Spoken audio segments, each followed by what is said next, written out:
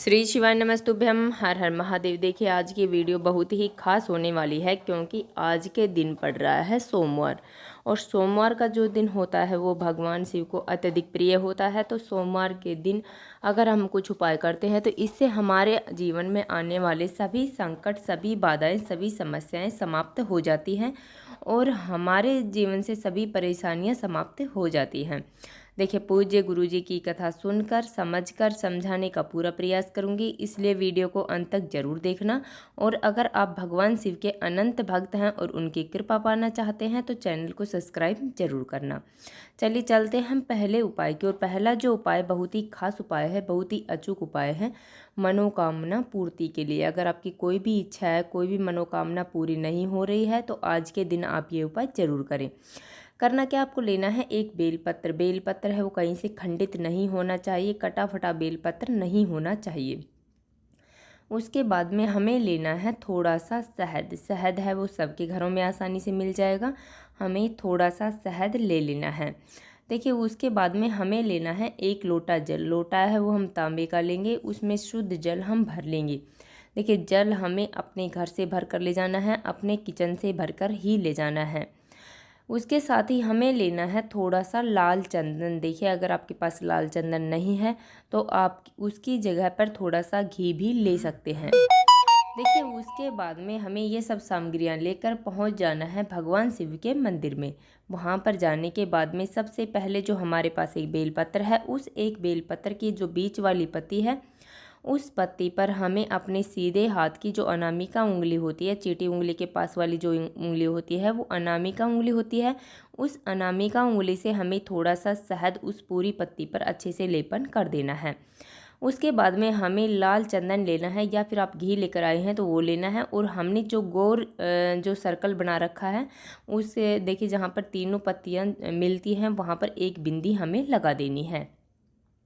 उसके बाद में उस एक बेलपत्र को हमें अपने सीधे हाथ में लेना है, अपनी मनोकामना बोलनी है। जो भी हमारी इच्छा है, जो भी मनोकामना है वो हमें बोल देनी है और वह एक बेलपत्र भगवान शिव के शिवलिंग पर श्री शिवाय नमस्तुभ्यम का जाप करते हुए समर्पित कर देना है। देखिए पत्ती है वो चिकना सा वाला साइड है वो नीचे की तरफ होगा, डंडी का मुख है वो जलाधारी की तरफ होना चाहिए। इसके बाद में हमारे पास जो एक लोटा जल है, उस एक लोटे जल को हमें धीरे धीरे करके भगवान शिव के शिवलिंग पर श्री शिवाय नमस्तुभ्यम का जाप करते हुए समर्पित कर देना है। देखिए जल बहता हुआ भगवान शिव के शिवलिंग से जलाधारी की तरफ से नीचे गिरेगा, उसे हमें झेल लेना है और अपने ऊपर उस जल को छींट लेना है। देखिए इतना सा करना है, मात्र इतना सा करने पर ही हमारे जो जीवन में संकट है, समस्या हैं वो सभी समाप्त हो जाएंगी। चलिए चलते हम दूसरे उपाय की ओर। दूसरा जो उपाय है वह भी बहुत ही खास उपाय है, बहुत ही अचूक उपाय है मनोकामना पूर्ति के लिए। देखिए यह एक चावल वाला उपाय है। अगर इस दिन भगवान शिव के शिवलिंग पर एक चावल हम समर्पित कर देते हैं तो हमारी समस्त इच्छाएं पूर्ण हो जाती हैं। देखिए हमें करना क्या, हमें लेना है एक लोटा जल। लोटा है वो हम तांबे का लेंगे, उसमें शुद्ध जल हम भर लेंगे। उसके बाद में हमें लेना है एक चावल का दाना। चावल का दाना है वो कहीं से खंडित चावल का दाना नहीं होना चाहिए, टूटा फूटा चावल का दाना हमें नहीं लेना है। उसके बाद में हमें ले लेना है एक सफ़ेद फूल। देखिए सफ़ेद फूल है वो हमें केतकी का पुष्प सफ़ेद नहीं लेना है, हमें किसी भी अन्य पौधे का सफ़ेद फूल हमें ले लेना है। उसके बाद में हमें लेना है एक बेलपत्र। बेलपत्र वो कहीं से खंडित बेलपत्र नहीं होनी चाहिए, कटी फटी बेलपत्र हमें नहीं लेनी है। अगर आपके पास बेलपत्र नहीं है तो आप भगवान शिव के मंदिर जाइए, वहाँ से बेलपत्र लेकर उनसे धोकर दोबारा उपयोग में हम ले सकते हैं। उसके बाद में ये सब सामग्रियाँ लेकर हमें पहुँच जाना है भगवान शिव के मंदिर में। देखिए वहाँ पर जाने के बाद में सबसे पहले जो हमारे पास जो एक चावल का दाना है, उस एक चावल का दाने को हमें अपने सीधे हाथ में लेना है और अपनी मनोकामना बोलनी है और उस एक चावल के दाने को हमें भगवान शिव के शिवलिंग पर समर्पित कर देना है। उसके बाद में हमारे पास जो एक सफ़ेद फूल है, उस एक सफ़ेद पुष्प को हमें अपने सीधे हाथ में लेना है, अपनी मनोकामना बोलनी है और उसे भगवान शिव के शिवलिंग पर समर्पित कर देना है। देखिए उसके बाद में हमारे पास जो एक बेलपत्र है, उस एक बेलपत्र को भी अपने सीधे हाथ में लेकर अपनी मनोकामना बोलकर, जो भी हमारी इच्छा है, जो भी मनोकामना है वो हमें बोलकर वो भगवान शिव के शिवलिंग पर उसे भी हमें समर्पित कर देना है। उसके बाद में सबसे अंत में हमारे पास जो एक लोटा जल है, उस एक लोटे जल को हमें भगवान शिव के शिवलिंग पर श्री शिवाय नमस्तुभ्यम का जाप करते हुए पूरा जल हमें समर्पित कर देना है। देखिए ये हो गए 2 उपाय। देखिए हमारे चैनल पर हम आपको 3 उपाय बताएंगे, जो भी आपको अच्छा लगे उनमें से आप एक उपाय कर सकते हैं।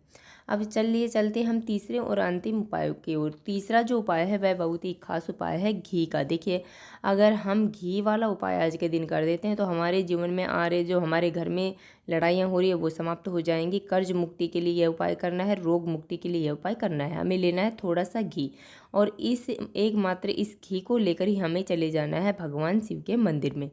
देखिए वहाँ पर जाने के बाद में देखिए हम आपको बता दें यह उपाय आपको प्रदोष काल में करना है। प्रदोष काल का समय सूर्यास्त के 45 मिनट पहले और सूर्यास्त से 45 मिनट बाद का होता है। अगर आपको प्रदोष काल में समय ना मिले तो आप सुबह से लेकर शाम तक रात्रि तक इस उपाय को कभी भी आप कर सकते हैं। देखिए उसके बाद में हमें सबसे पहले क्या करना है, हमें हमारे सीधे हाथ की जो अनामिका उंगली होती है उस अनामिका उंगली में हमें अच्छे से घी लगा लेना है।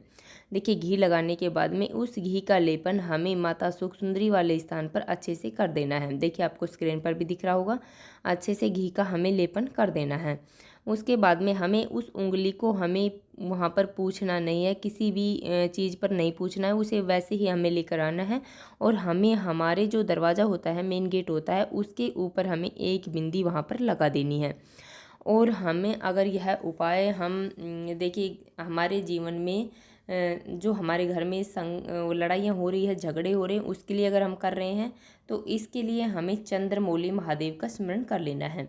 अगर हमारे जीवन में बीमारियां बहुत ज़्यादा हैं और उसके लिए हम ये उपाय कर रहे हैं तो हमें कुंदकेश्वर महादेव का स्मरण करना है। और अगर हमारे जीवन में ऋण बहुत ज़्यादा है तो हमें ऋण मुक्तेश्वर महादेव का स्मरण करना है। देखिए आपको स्क्रीन पर ये तीनों दिख रहे हैं। तो इस प्रकार हमें यह उपाय कर लेना है। हमें 3 सोमवार या फिर 5 सोमवार इस उपाय को करना है। देखिए इससे हमें लाभ अवश्य प्राप्त होगा। तो ये हो गए 3 उपाय, बहुत ही छोटे छोटे उपाय हैं परंतु बहुत ही अचूक उपाय हैं। जो भी उपाय आपके अनुसार है, आपको अच्छा लगा है, उस उपाय को आप आज के दिन जरूर करें। देखिए हमने अपनी तरफ से समझाने की पूरी कोशिश की है। उम्मीद है आपको वीडियो समझ में आ गया होगा। अगर वीडियो अच्छी लगी तो लाइक करें और अगर आप चैनल पर नए हैं और अभी तक आपने चैनल सब्सक्राइब नहीं किया है तो ऐसे छोटे छोटे उपायों को देखने के लिए प्लीज़ हमारे चैनल को सब्सक्राइब जरूर करें। श्री शिवाय नमस्तुभ्यम। हर हर महादेव।